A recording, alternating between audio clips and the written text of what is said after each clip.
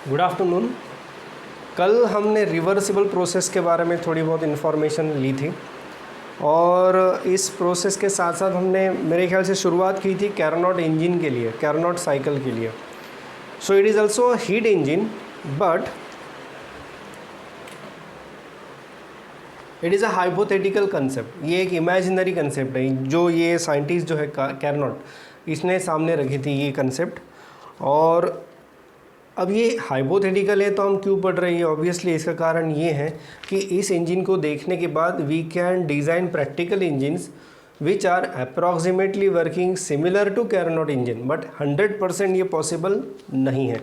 तो इसलिए ये ऐसा एक इंजन हमें जानना ज़रूरी है जिसकी इफ़िशियंसी 100% है। यस, इफ़िशियंसी इसकी 100% है, इसलिए हम इसको बोल सकते हैं कि ये इमेजिनरी है, क्योंकि कुछ ना कुछ एनर्जी कहीं ना कहीं वेस्ट तो होनी है। ये हमने पहले भी देखा था, हमने सेकंड लॉ ऑफ थर्मोडायनामिक्स में भी देखा था कि अगर आप हीट सप्लाई करो तो कुछ हीट वर्क में जाएगी और कुछ हीट डेफिनेटली सराउंडिंग में जाएगी। So there is no 100% efficiency, but we can increase the efficiency. और उस इफ़िशियंसी को इंक्रीज़ करने के लिए हम अभी ये कंसेप्ट देखने वाले हैं कैरनोट इंजन। उससे पहले हमने कल एक कंसेप्ट देखी थी, हमें पहले क्लास में हमने एक कंसेप्ट देखी थी, वो थी रिवर्सिबल साइकिल की। तो रिवर्सिबल प्रोसेस यानी मैंने बताया था पहले भी, अब फिर से एक बार बता रहा हूँ, ये है प्रेशर, ये है वॉल्यूम। और अगर एक सिस्टम को आप एक्सपांड करते हैं ना, उसका वॉल्यूम एक्सपांड करते हो, तो एक्सपांड करते वक्त वो सिस्टम जो है वो ये ग्राफ फॉलो करती है। ये है पीवी डायग्राम। अब अगर मैं उसको वापस से, ये फाइनल है, ये इनिशियल पोजीशन है, मैं वापस से इसको फाइनल टू इनिशियल लेके जाना चाहता हूँ, इन दैट केस मुझे कुछ वर्क करना पड़ेगा, व्हाटएवर मुझे जो भी करना पड़ेगा, बट मैं ये चाहता हूँ कि I should follow same path. अगर मेरी प्रोसेस सेम पाथ फॉलो कर रही है then I can say the process is reversible. और इसके लिए भी कुछ कंडीशंस हमने पिछले वाले डिस्कशन में भी की थी कि रिवर्सिबल के लिए क्या क्या होना चाहिए, ये भी हमने देखा था। सबसे पहले जो आपका एक्सपांशन है reversible, that should be adiabatic, क्योंकि कोई भी हीट अंदर नहीं आनी चाहिए, कोई भी हीट बाहर नहीं जानी चाहिए। So that should be adiabatic and at the same time heat exchange should be isothermal. अब heat exchange should be isothermal, ऐसा क्यों, ये भी हम थोड़ा सा देख लेते हैं।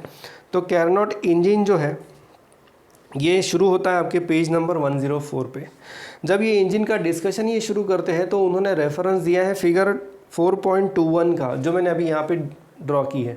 ये डायग्राम आपको याद होगी, ये डायग्राम है आपके हीट इंजन की।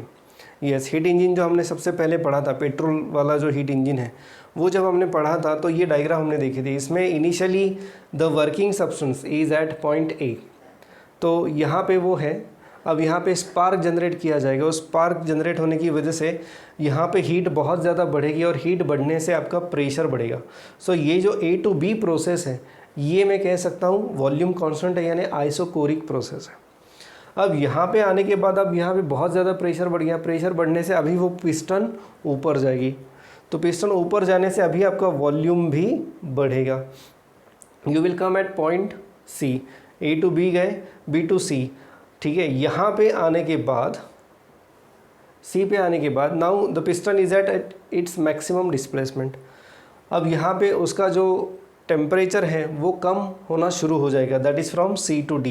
तब उसका वॉल्यूम कांस्टेंट है, तो C to D में उसका टेम्परेचर कम हो जाएगा।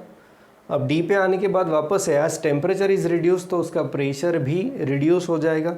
प्रेशर रिड्यूस होने की वजह से अब पिस्टन वापस से उसके ओरिजिनल पोजीशन पे आ जाएगी, यानी नीचे आ जाएगी।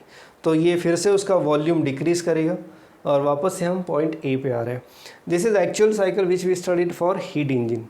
अब कैरनोट ने इस साइकिल को थोड़ा फॉर मॉडिफाई किया। अब ये मॉडिफिकेशन जो दिया है that is given in figure 4.27, page number है 104। तो अब उसने जो दो कंसेप्ट यहाँ पे बताई हैं वो कुछ इस प्रकार से, in Carnot engine there are basically two process. Yes, पहली प्रोसेस है एक्सचेंज ऑफ हीट। यहाँ पर भी एक्सचेंज ऑफ हीट हो रहा है from A to B। A to B क्या हो रहा है, यहाँ पे हीट एक्सचेंज हो रही है, बट ये आइसोकोरिक प्रोसेस है, यानी कांस्टेंट वॉल्यूम प्रोसेस है। यहाँ पे C to D, यहाँ पे फिर से हीट एक्सचेंज हो रही है। यहाँ पे देखो heat is absorbed by the system, यहाँ पे heat is rejected by the system, heat is given out by the system.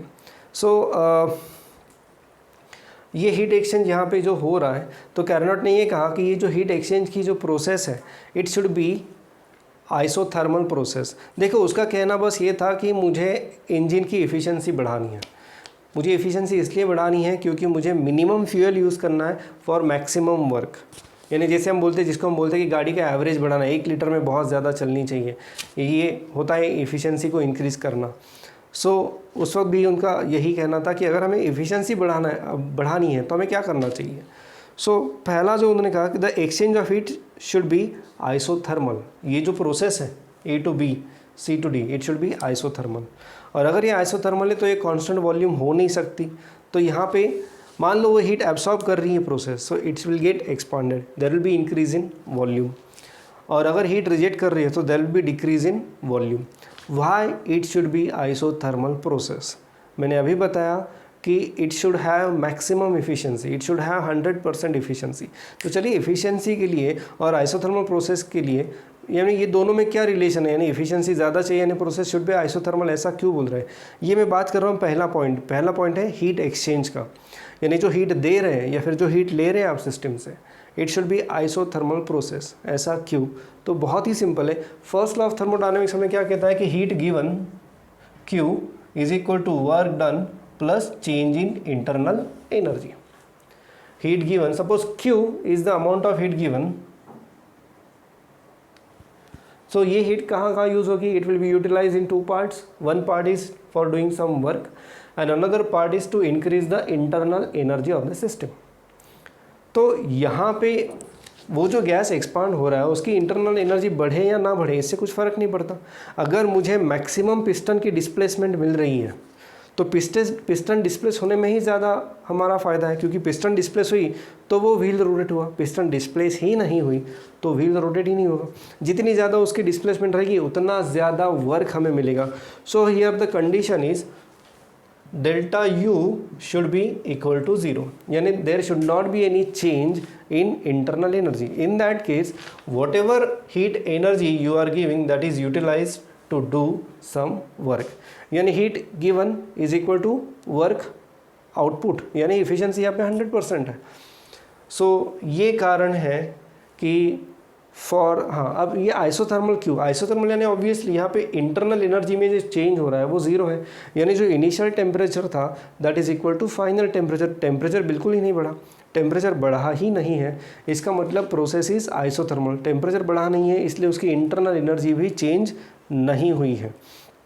So that's why for the process to have maximum efficiency, for the process to be reversible, ऐसा उन्होंने यहाँ पे कहा है, क्योंकि ये बात पहले भी हमने डिस्कस की थी कि अगर रिवर्सिबल प्रोसेस है तो इफिशिएंसी इज मैक्सिमम।